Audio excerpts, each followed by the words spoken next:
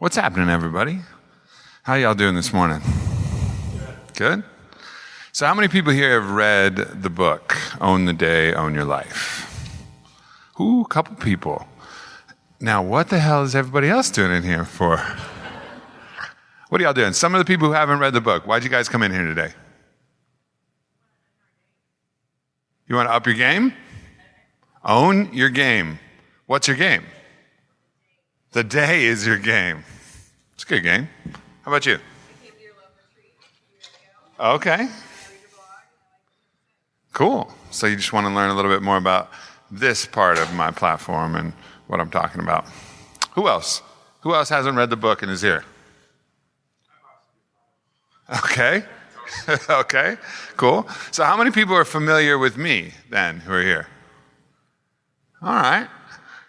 All right. So the people who are not familiar with me and the people who are not familiar with the book, if you're in that category, anybody there? Okay. What are you doing here, sir? Okay. So you just wanted to explore. Cool. How about you? Curiosity. I like that.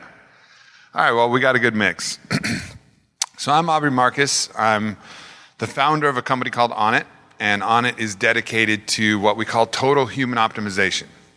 And what the fuck does that mean? Well, that means that there's not any one thing that we can do. There's no magic pill.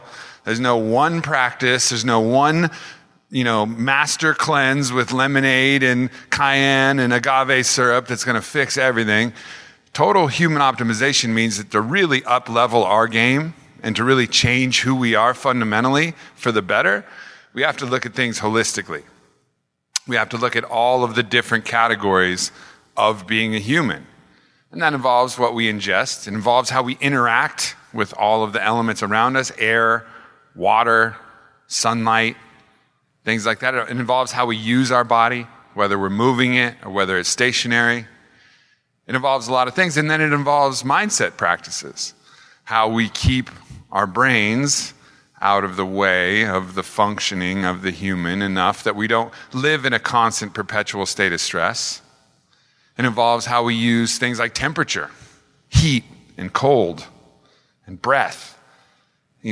How do we use all of this to really create the optimal conditions so that we can do what we want to do, which is love life and enjoy life and leave a legacy not as the one that accomplished these things and got carved in stone. I remember I was in Argentina. It was hilarious. I was in Argentina and I went to this big famous graveyard in Argentina. I forget the name of it. Anybody know what that is? It's like really famous graveyard. What? Recoleta. Thank you. So I go there and it's beautiful. It's like a whole city. It's like a whole city of like mausoleums and mosques. And so you're walking around and there's all of these like carvings of these military leaders. And they got their medals on and they got a frown on their face. And then they just have angels like on their knees, like worshiping him, like, like, okay, well that could be our legacy. Like, what'd you do, bro? I don't know. I fucking wiped out a bunch of people. And then the angels loved me forever in these statues. I was like, it was cool. It was beautiful. But I think it goes to the mindset of what we think like living a good life would be. We think living a good life would be doing these things externally, having these grand, stories told about us of lands that were conquered or companies that were built and sold and all of this. And that's cool. That's a game and we can play that game. But as I've accomplished a lot of these things, and this book was a New York Times bestseller. I didn't expect that. I didn't know that was going to happen. I didn't know Onnit was going to be the company that it is now. I didn't know my podcast was going to reach where it is now. These were all things that I was dreaming about as I was a kid. But now, like, looking towards the next half of my life and realizing how much fucking struggle and how much challenge has gone through building this. And yes, there's been some reward, and I'm glad that I did it. But looking forward, what do I want my legacy to be? Well, I realized that I wanted it to be that I was the one who loved the second half of my life the most. Like, what else are we doing We think these tangible things that we're working for, these external things, that's really going to be what we're going to be so fucking stoked about when we come from dust through our mothers and then return to dust, and we're going to be like, damn, I'm so glad I built that castle. Or we're going to be like, damn, I'm so glad I lived life, that I tasted the food, that I kissed my lovers, that I hugged my kids, that I played, that I laughed. So Own the Day fundamentally is, it's about performance. It's about so that you can go out and build those castles, and you can go out and build those companies, and you can go out and do those things externally that you want to do. But really, it's more about taking care of yourself so that you can have the energy and have the mental state, emotional state, potentially opening up even the spiritual state, that you can be happy and play. You know, that's one of the chapters in the book. It's just talking about play, like actually not prioritizing work for once, like prioritizing the enjoyment of your life, because it has to be in balance. Because otherwise, you know, like you look at Bronnie Ware, who is a palliative care nurse, and the number one deathbed regret of all of the people who are dying: I wish I let myself be happier.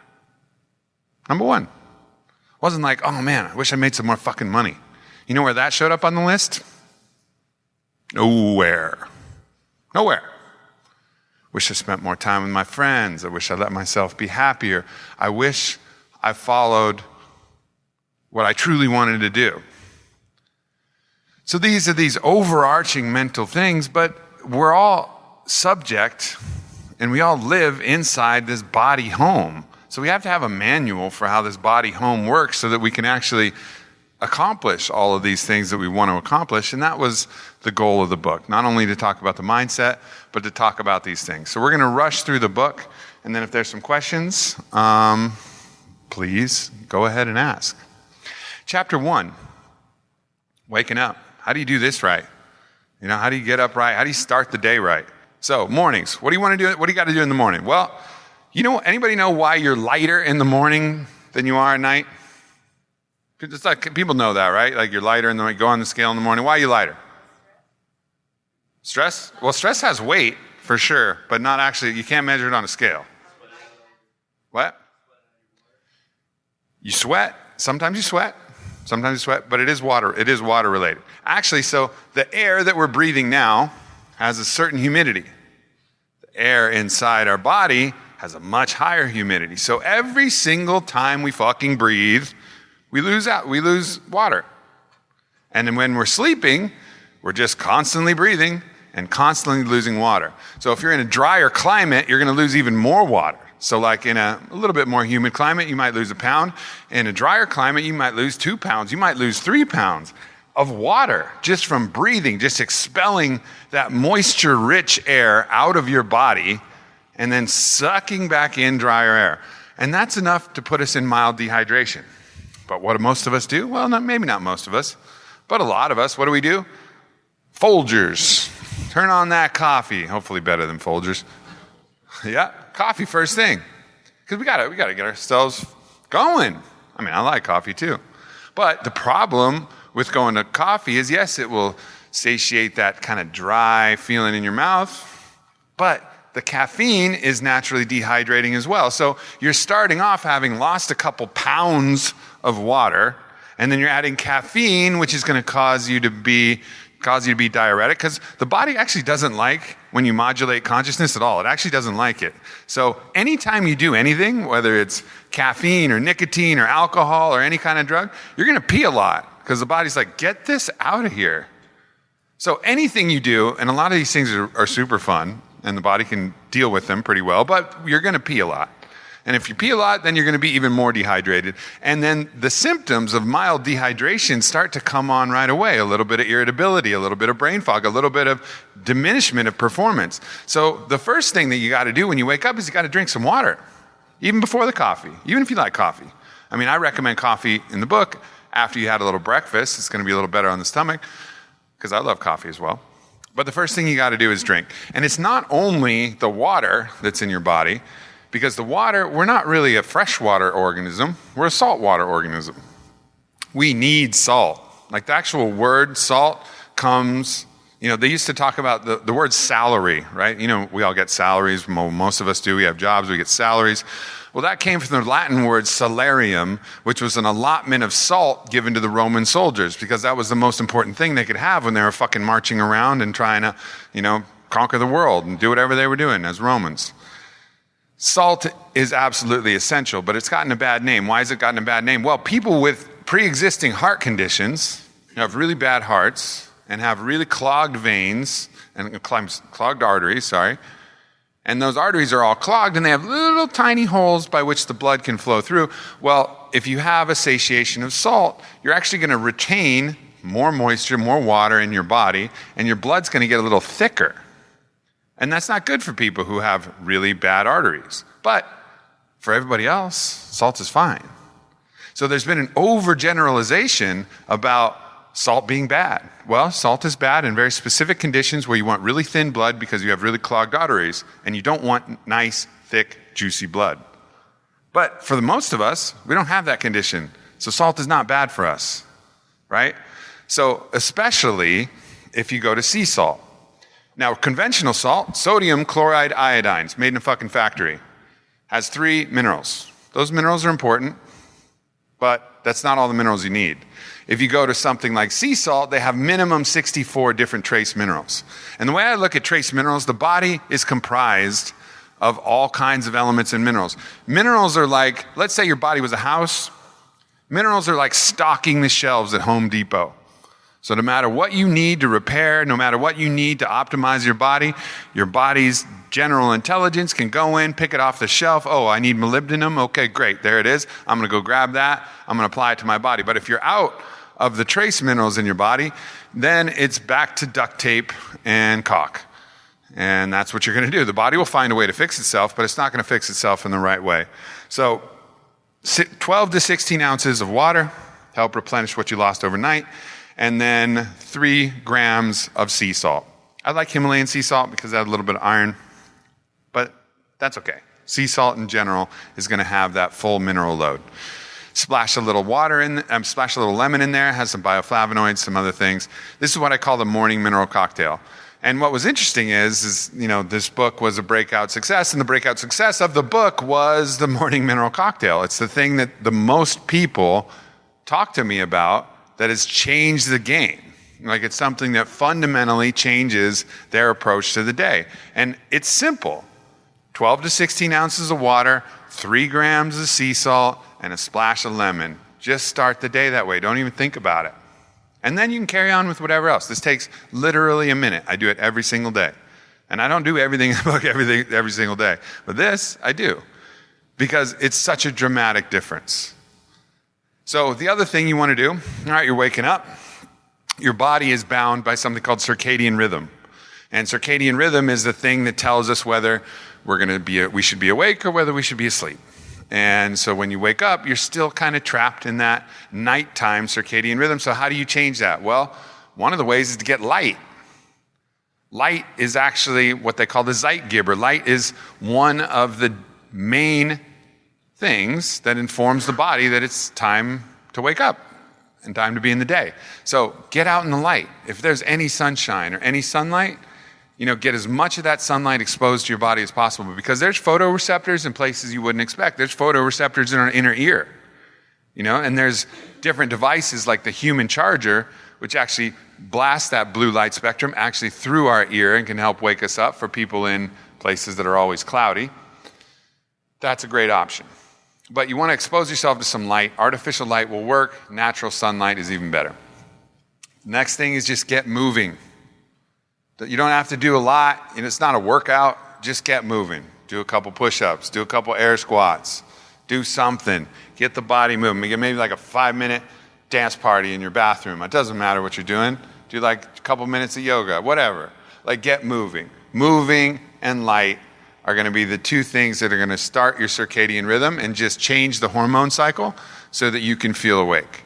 So those are the 3 things. Hydration with the electrolytes from the sea salt, movement, and then light. So that's how you start your day. Now, the next thing I started talking about in the book is starting to use hormetic stressors. And I mentioned this at the start. What is a hormetic stressor? Well, that's anything that's a struggle that you adapt from. So a challenge that you adapt from. That's pretty much how we accomplish everything. That's a workout. But the one I'm specifically talking about is the utilization of the breath and the cold. And this was from my good friend Wim Hof. Anybody here heard of Wim Hof? Yeah, Wim, making the rounds. I love it. He was just with Russell Brand. I can't wait to hear what they have to say. So what he realized is that in colder climates, like what happens? Everybody knows what happens when you jump in super cold water. Like what happens when you get in super cold water? You start breathing fast, naturally. That's just what the body does. Why is the body doing that? Well, it's providing that inner heat, that pranayama, as the yogic traditions would call it, that inner fire, as Wim Hof calls it, that'll actually help you feel the sensation of warmth that's going through your body. But it's also creating a different neurological state that's going to help you withstand the cold. That's what the body is doing. That's why the body is doing that naturally. And meanwhile, the cold is going to start having beneficial effects too. One of the beneficial effects is it's going to raise norepinephrine about 300%. And norepinephrine is the antagonist of cortisol. Cortisol is that stress hormone that is just wearing us the fuck out all the time. Because we're always in this high cortisol state because we always got shit to do. And we're so focused on building the external castles of our life, we forget about the internal castles, which are slowly being eroded by the termites of cortisol on a fucking constant basis. But the cold can flip that. And with that reversal, it starts to change our inflammation balance. And if you talk to a lot of the best functional medicine doctors, they'll say that like 90% of the medical conditions are related to stress and inflammation, which are correlated because high cortisol levels are correlated to high inflammation levels. So utilizing the deep breathing and the cold plunge is one of the best hormetic stressors you can do. One of the best things you can do. And if you're in a funky place, like all the time I'm in a funky place, I get in funky places a lot. I don't know. I'm not like steady, stable. I'm not like a fucking thoroughbred, you know? I'm kind of like more like one of those like skittish little fucking horses that can run really fast, but most of the time they're like fucking freaked out. So I have to use these techniques like a lot. And one of the absolute best techniques is to get in the cold. It just changes. It's just like hitting the body's reset button. And it also teaches you a little bit of something about yourself, right? Because it's not only getting in the cold, it's how you get in the cold. Because you can do it in the shower, you can just turn that nozzle cold. But watch yourself. Like, the cold is only going to have positive benefits. It's going to help improve your cold shock proteins. It's going to decrease stress. It's going to decrease inflammation. It's going to alter your mental state, especially if you do the breathing. But watch yourself as you go to try to turn the knob. You're like, Or watch yourself as you're going to go walk in your cold pool. Walk in there, you'll be like, Why? Why? That's where we got to get curious, right? And this is an opportunity to get curious. We know something, and if you don't know it, please read chapter 2 in the book. It has all the clinical research. There's over 350 PubMed citations in this book. This is not just me hypothesizing what's good for the human body. This is proven to be good for the human body. The cold is good for the fucking human body. But watch our reaction to it. Like, that's what's interesting, because our reaction to the cold is going to be our reaction to all of these other things that we need to be doing. And how do you get better at anything? Well, practice always makes the master. So getting in the cold is a way to practice doing the hard thing that you know you should do, because it's going to be beneficial to you. So at first, you might like dip your toes in, get in for a second, run out. But like eventually, you just walk in and just walk right into the cold pool, or just turn the knob with a little smile, like there's no other option than this. This is the way it's going down, and here I am, right? And that is the most invaluable thing we can do, because we all have a superpower that we don't use. And we love watching these fucking Marvel shows and all of these things, and people can do all these amazing things. The real superpower is to be able to use choice. Like to choose what we want to do.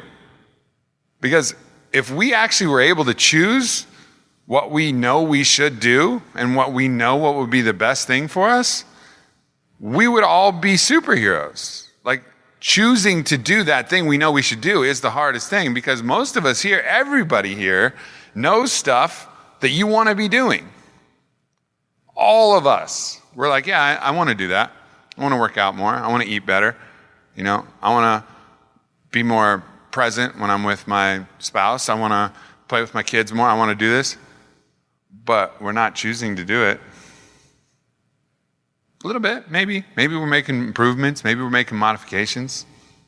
But choice, like actually doing what we want to do, going up against those forces of resistance, those forces of fear and anxiety and all of these things, and maybe those feelings of unworthiness, maybe those feelings of self-judgment that say, I don't deserve to be happy, I don't deserve to change because I'm a piece of shit, because I'm not perfect.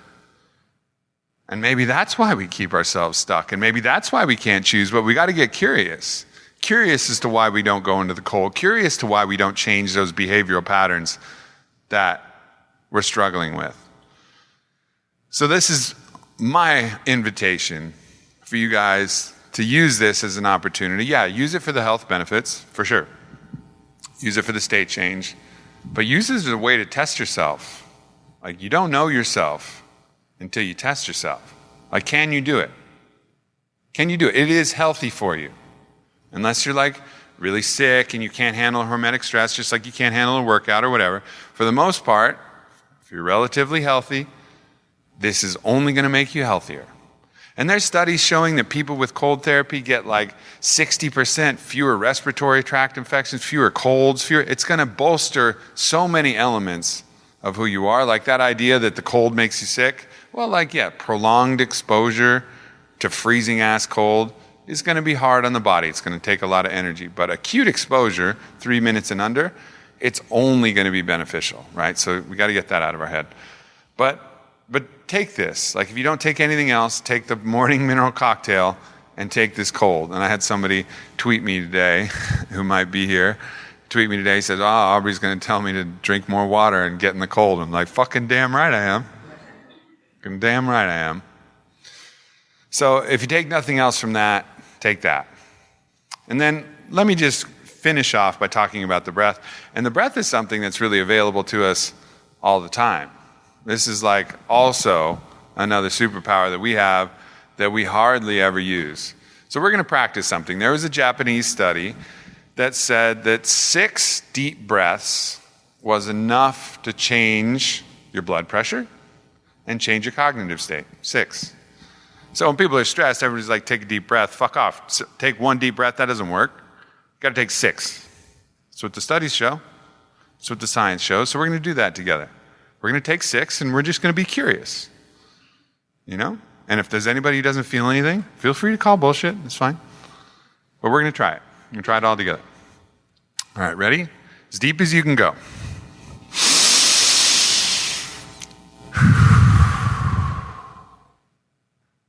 But y'all can feel that, right? It's something a little different. That's available to us whenever.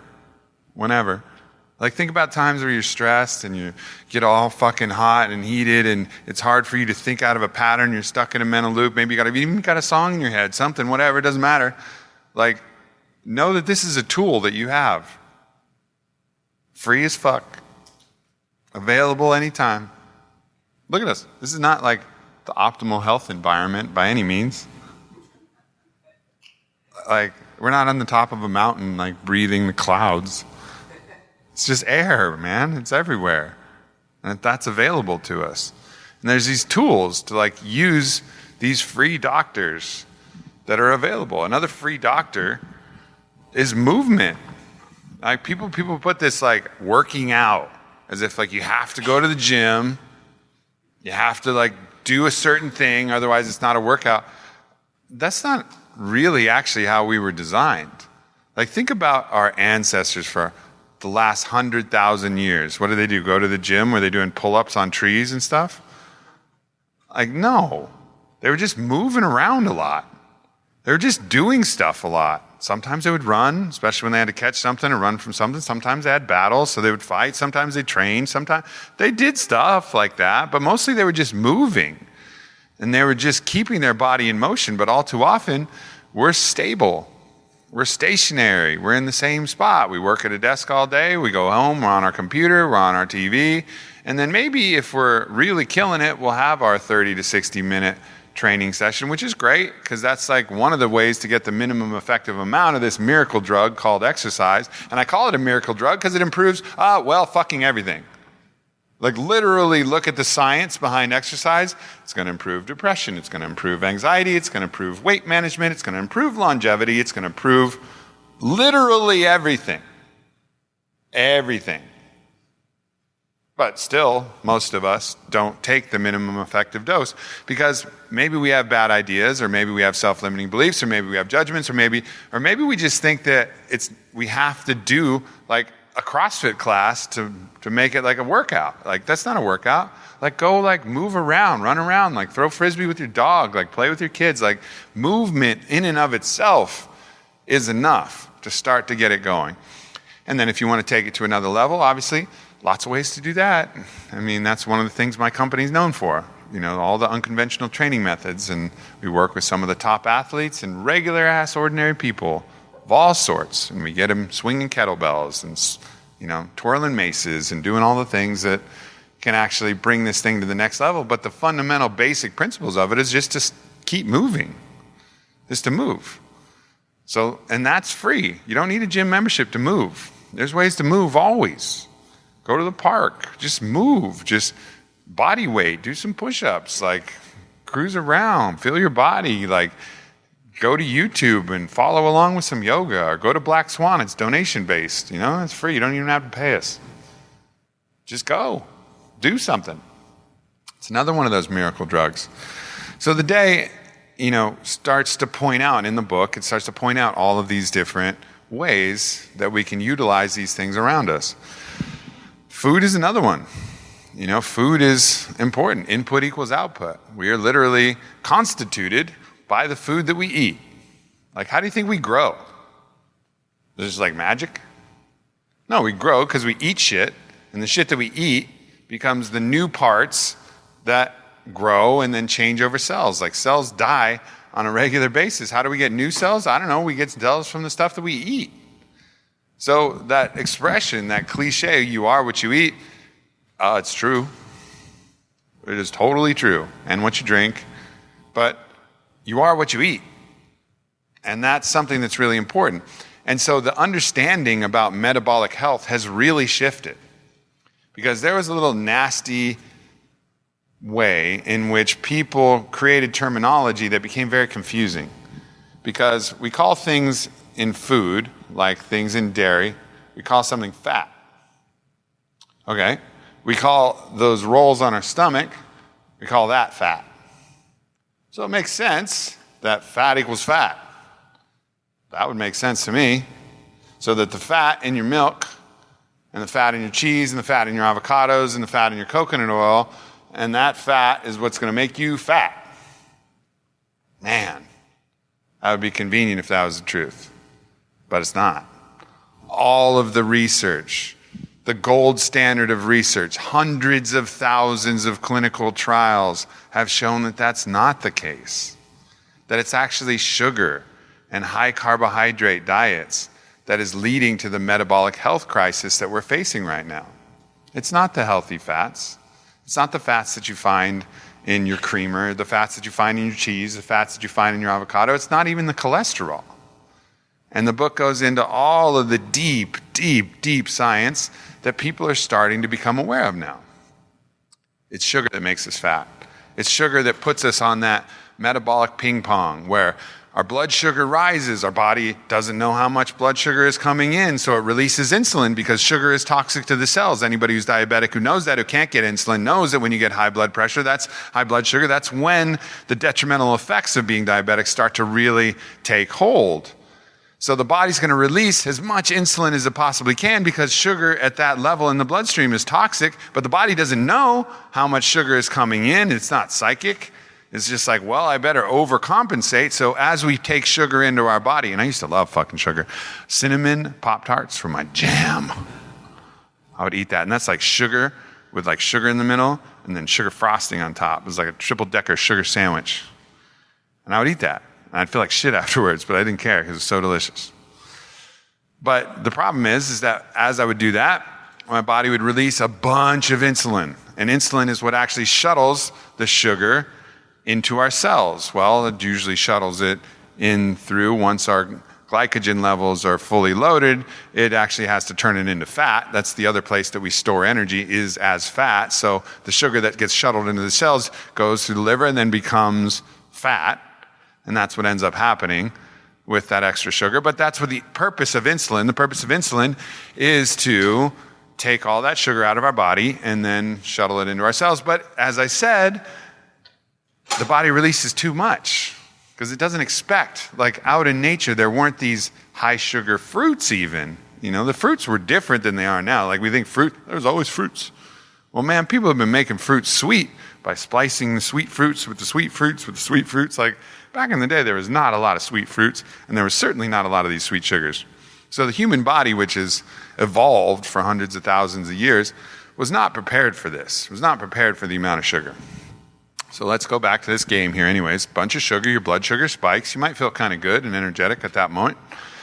The body releases a bunch of insulin, scuttles that into our cells, but it releases too much. So then we get hypoglycemic, meaning that we get low blood sugar. And then we're like, tired and irritable. So what do? Well, we reach for some more fucking sugar because that makes us feel good. Back on the sugar. Then the body releases the insulin. Oh, fuck. Hypoglycemic again. And we're playing metabolic ping pong all day until finally the body becomes insulin resistant. And then we're really fucked. That's not good. So, but if you keep playing that game, you keep wearing yourself out in that way, that's going to be the inevitability of it.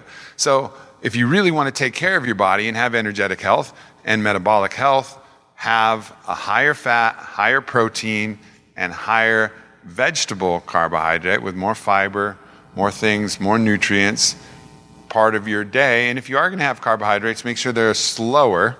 So like the fastest carbohydrate you can have would be like a can of Coke. It's liquid sugar. It is going to dissolve into your body as fast as possible. Fruit actually is a little bit slower than that, even though it has a lot of sugar in it too, but it's mixed with fiber, which actually slows down the process. Even a cheesecake is going to be better than a can of Sprite because the cheesecake is mixed with fat, and fat has a rate limiting factor by which it can be absorbed. That's why all this butter coffee craze came about. It was because not only is the fat good for you, but the body will only break down the coffee that's blended with the fat at the rate that the body can break down the fat, which is slow. The body burns fat slower, so you get a much slower burn, and that's where this coffee butter craze came from. So when you're talking about food, you want to focus on, from your macronutrient standpoint, having a lot of healthy fats, a lot of protein, and then a lot of fiber. And then from a micronutrient profile, you want to eat weird foods because all kinds of foods have different nutrients in them. So have really odd, strange, green, colorful, rainbow-colored foods, not just white foods, you know, like white bread and white meats and white eggs. And yeah, those are fine, but they're not going to be packed with the micronutrients that you're going to get from the full cornucopia of all the vegetables and all the strange foods and oysters and liverwurst and whatever you want. The weirder it is, the more likely it's going to have some micronutrients that are going to be beneficial. And I'm not like an anti-sugar warrior, or like, you know, keto all the way. I talk about layering in more of these carbohydrates, particularly the ones that are going to be beneficial, the slower carbohydrates. Like sourdough bread is actually the best bread for you because the probiotics in the sourdough bread, which make it sour, actually help break down and help your digestive system. So sourdough bread's great. You can have that with some dinner. You can have some rice. You can have some other things.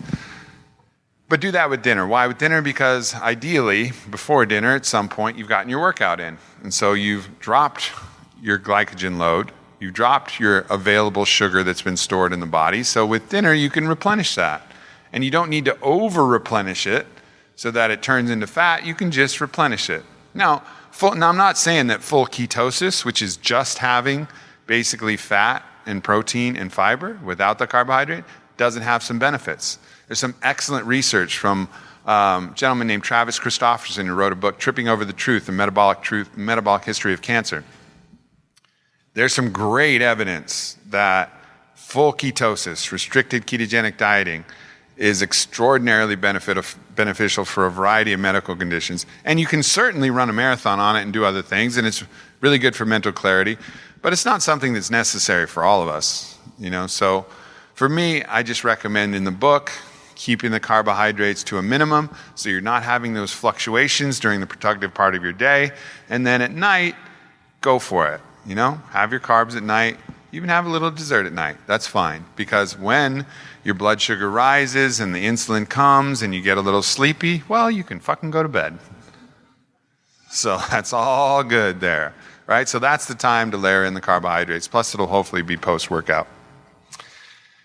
There's a lot of other parts of the day. There's productivity in the workplace, ideal supplements you should have, emphasis on play, emphasis on how the mind influences the body, ways to optimize your sex life, and ways to optimize your sleep, because we all need to sleep.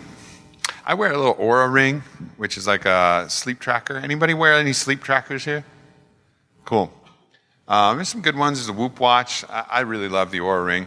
And it gives you ultimately a readout, and that readout is like deep sleep, REM sleep, sleep latency, how long it takes you to go to sleep, how many wake-ups you had, what your sleep timing was, and you actually get to read it. Now, a lot of people wear these things all day because they want to know how many steps they're taking. Like, I don't know. I know how many fucking steps I took. Like, I was awake. So that one doesn't make as much sense to me. I mean, I get it. It's good to quantify things, but for the stuff I'm awake for, I'm pretty good. I have a good memory.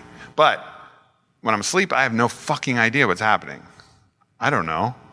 And so it's really nice to have something that's tracking my sleep and how I'm doing. And fortunately today, I got fucking 87, which for me is incredible. An 87 on my Oura ring, that means I'm ready to go. I'm fired up. And that's a great thing, because the day before I got like a 52, which is not so good. So I had to take a nap. And that's probably one of the biggest points that I make about sleeping in the book, is that we think of sleep as just what happens during that one stretch, that monophasal sleep that happens just at night. Well, that's not how our ancestors are, and that's not how people are across the world, right? Napping is one of the most effective techniques that we can layer into our life. So if you're going to take one more thing from this, nap more. Like, they've done studies on more overnight sleep versus caffeine versus napping for productivity, alertness, effectiveness, mental clarity. Guess which wins every time? Naps. Better than more overnight sleep. All the time. So there was a guy who wrote a book, Nick Littlehale, he wrote a book called Sleep. And he talks about, instead of talking about how many hours of sleep you can get a night, because everybody talks about 800 uninterrupted hours of sleep every night. Like, I want to meet that unicorn. Like, if those are those 8 hours of sleep people, can you form a circle and I'll just walk through and you can touch me and I'll be healed like you guys were faith healers? Because I don't know people who can do that really in real life. There are some people, and I super admire them. But for most of us, sleep is up and down, intermittent. Sometimes we get 6, sometimes we get 7, maybe every once in a while we'll get that 8, but it's probably not uninterrupted, So what he talks about is, instead of focusing on how many hours of sleep you get per night in that one phase, start focusing on how many sleep cycles you can get in a week, and shoot for 35 sleep cycles in a week. And a sleep cycle is roughly an hour and a half of sleep. So let's say you got 6 hours at night. All right, well, that's 4 cycles. And then if you take what he calls a controlled recovery period, which is a 30-minute nap, doesn't even have to be a full nap, just has to get to that point where your breathing changes a little bit, you get some of those pre-nap thoughts going on, and your body feels like it's falling asleep. You get to that stage, well, that's 1 point as well. So 6 hours of sleep plus a 30-minute controlled recovery period, That's your 5 sleep cycles for the day. And if you do that for 7 days, then you got your 35. But some days you might not be able to do that. Some days you might get 6. Let's say you slept for 7.5 and got a nap.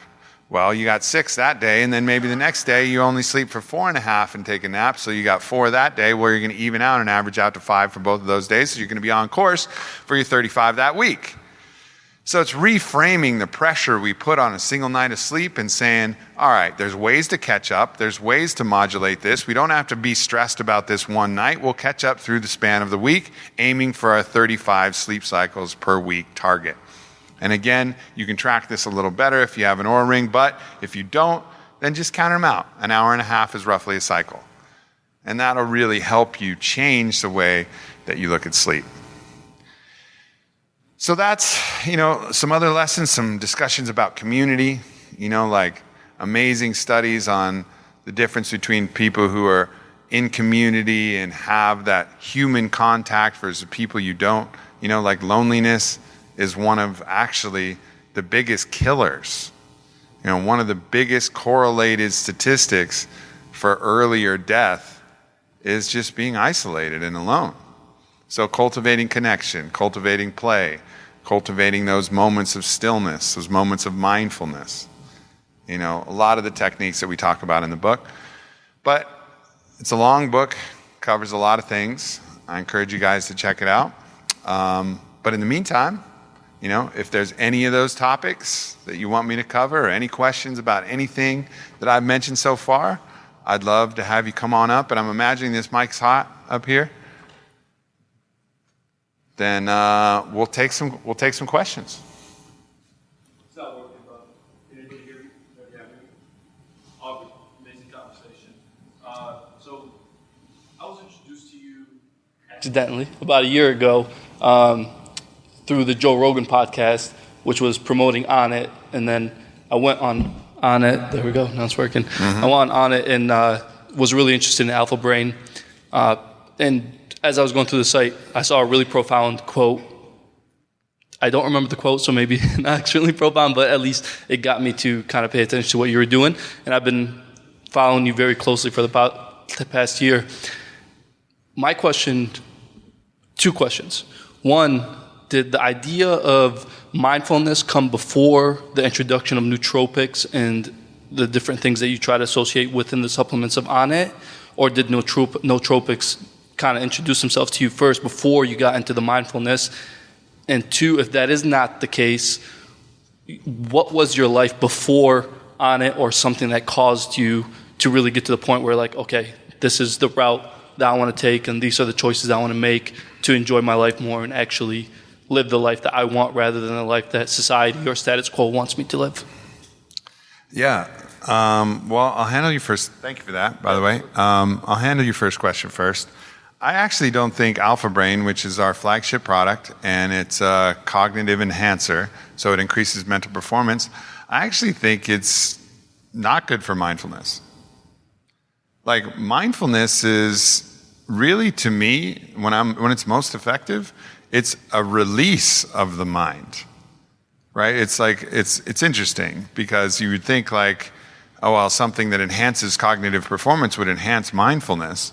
Not necessarily. It enhances focus. It allows you to focus on things. It allows you to remember more things. It's allowed me to give my speech without stumbling over as many words, and not searching for those things. And it helps me write and it helps me perform.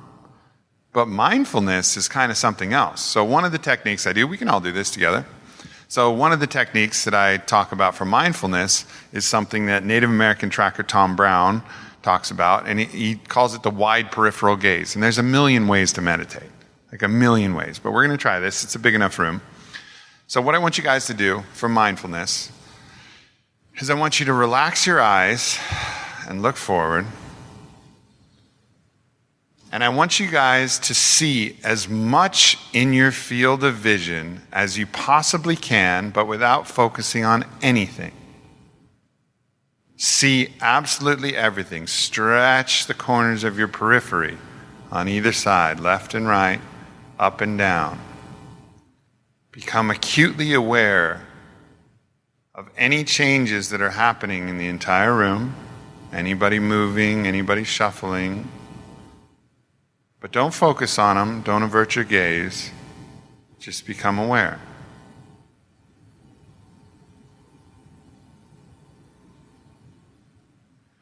Okay, so as you did that, what you probably found is that there were not a lot of thoughts running through your head, right? Like you were overloading the visual stimulus into your brain by not looking at anything, not focusing on everything, absorbing as many pixels of information as you possibly could, and it actually stilled the mind. Now, the Native American trackers did this not only for mindfulness, but also it's effective. If you're looking and trying to scan a forest and you're looking at everything, you're going to miss things.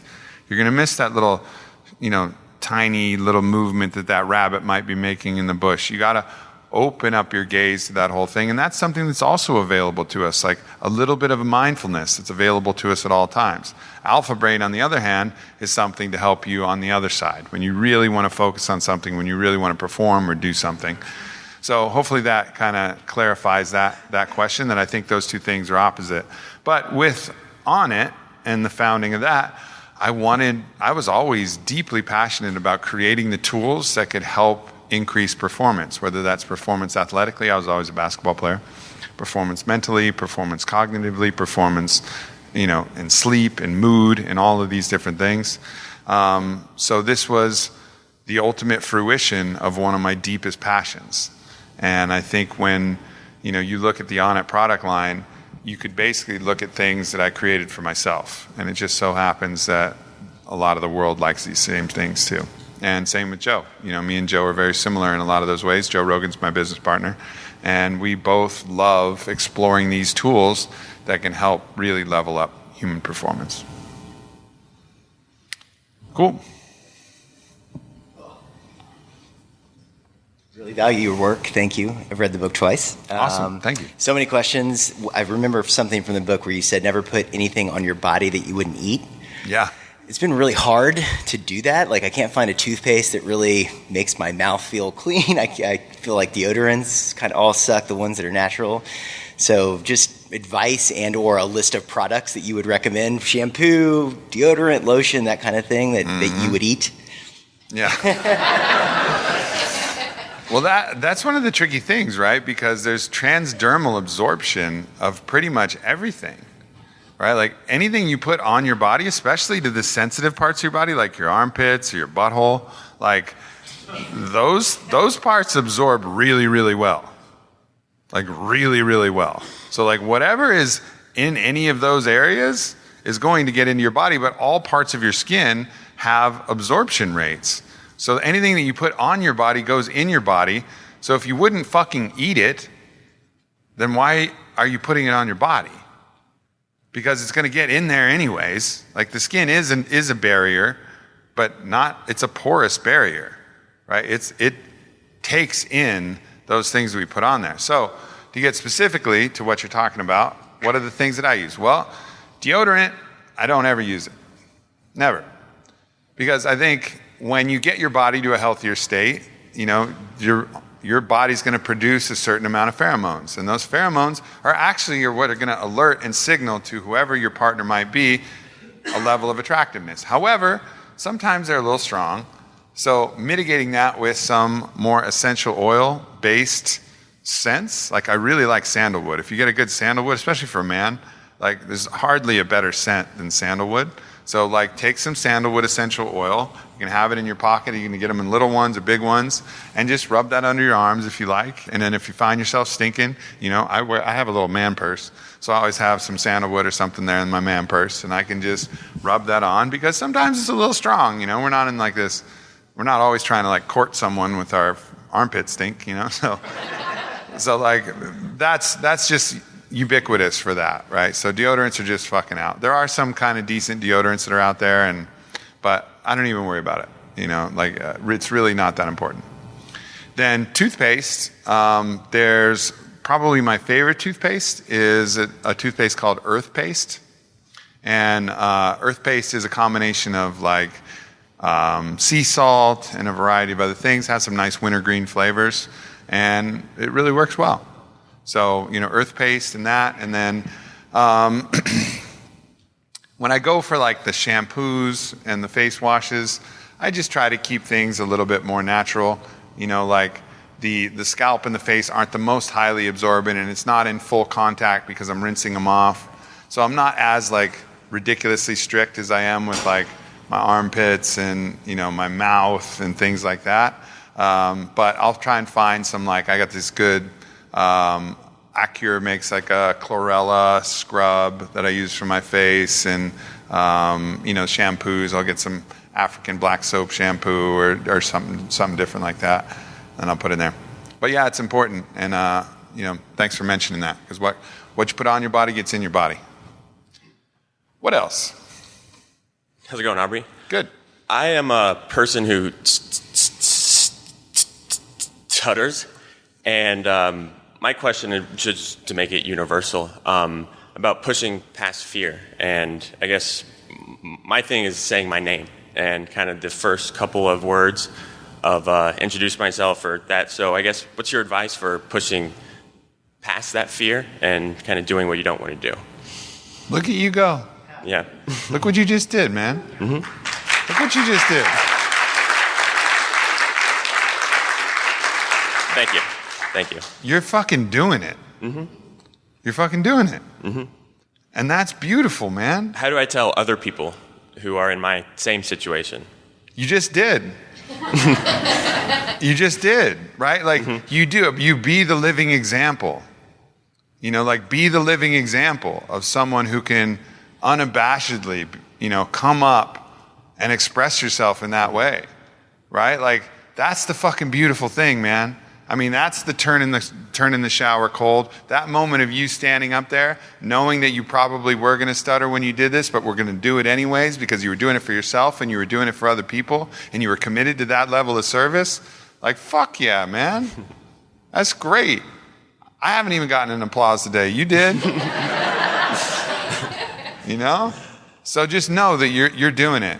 And it's just a matter of continuing to do it and continuing to sing that song, and to know that no matter what way that you express, you're not broken. It's all beautiful in its own way. It's all beautiful and perfect in its own way. And just keep singing that song and help everybody else feel that too, man. Mm-hmm. I appreciate that. That's really said eloquently too. Thank you. Yeah, of course. Thanks, brother. Hug? What we're doing? That's it, man. Who else?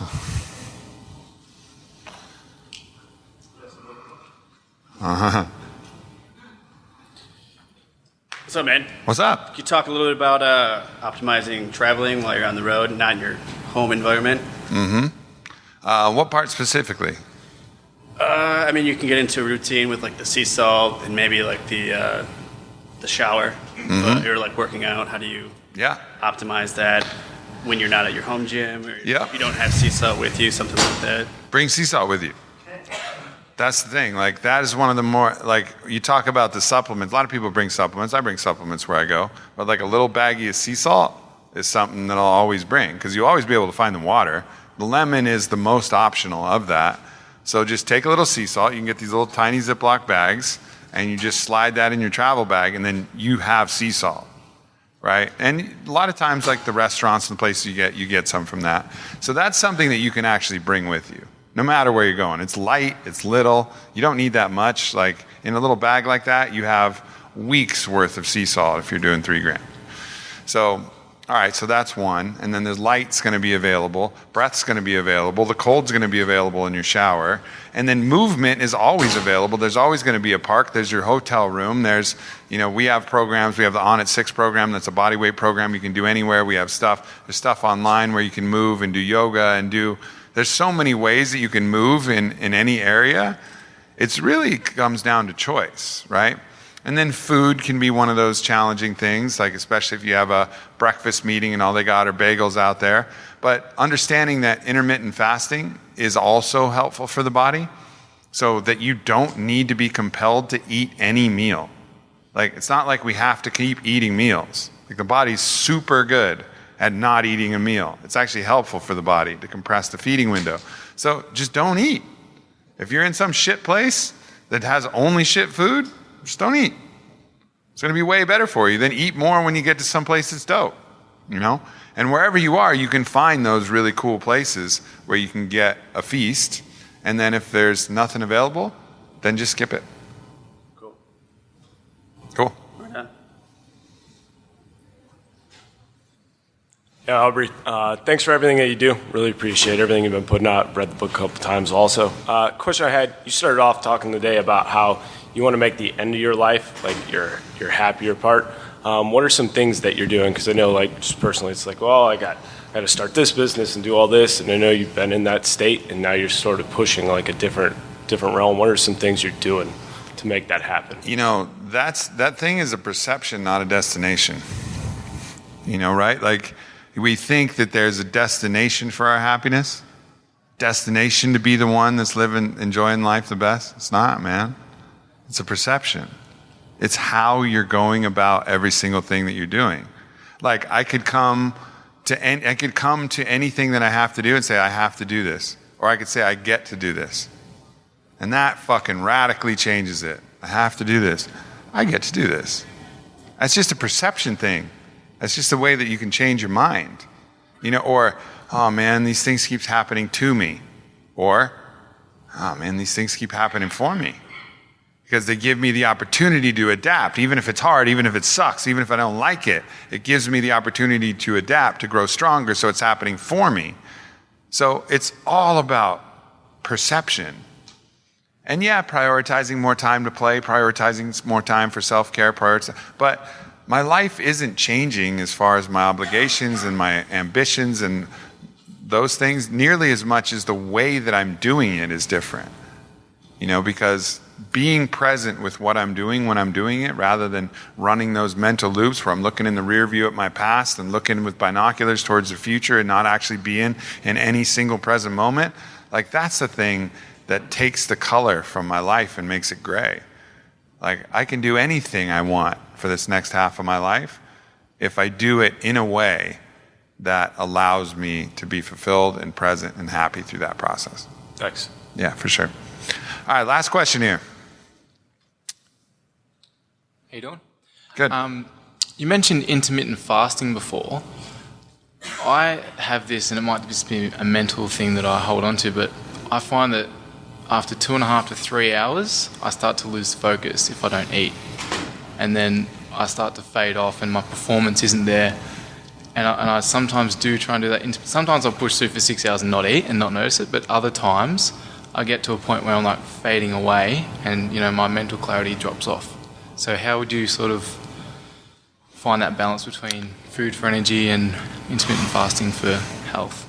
Well, you might have the belief that, if you have that belief, you will reinforce that belief with your actuality, right? Like, they've done studies showing they take the exact same milkshake, right? And they tell one person that it's a healthy milkshake and one person that it's really bad for them. And then they study the effects that same shake has in the body. It's the same fucking shake.